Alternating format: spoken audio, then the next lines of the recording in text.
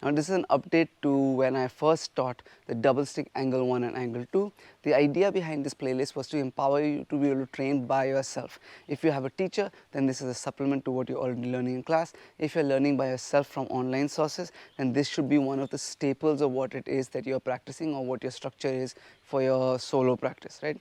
So double stick angle 1 and angle 2. This is building on the ranging footwork that we did 2 videos ago and the single stick angle 1, angle 2 that we did last video. So I'm going to still imagine that clock. I'm still going to be going 1 to 7 with my right hand, 11 to 5 with my left, on angle 2, 11 to 5 angle 1 with my left hand, 1 to 7 angle 2 with my left hand. I'm still doing it with my ranging footwork. I'm still hitting as I step, hitting as I come back, hitting as I step, hitting as I come back for the single step and the double step.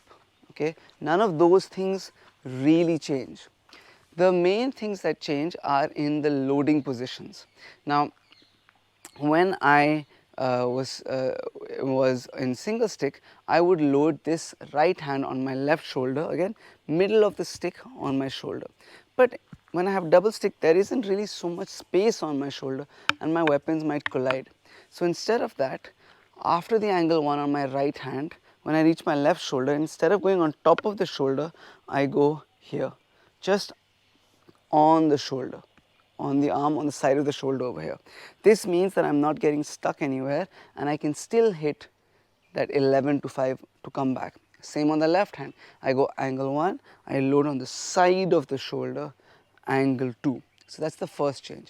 The second change is I want to really make sure even more that my sticks are parallel to each other and parallel to the ground and the middle of my stick is on my body. This is to ensure that my sticks aren't hitting each other or getting stuck at the back.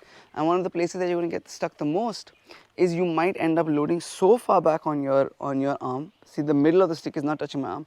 I'm so far back that now when I hit, again I'm going to collide. If the middle of your stick is on your loading arm and your other stick is parallel to the ground, you're not going to hit.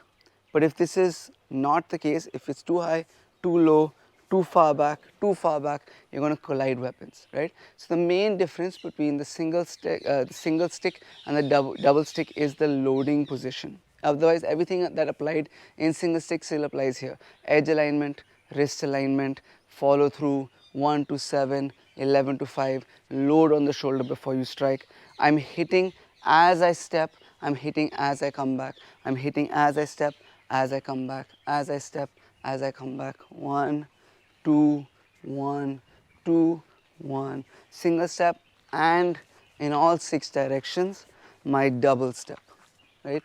As I step, as I come back, as I step, as I come back, as I step, as I come back.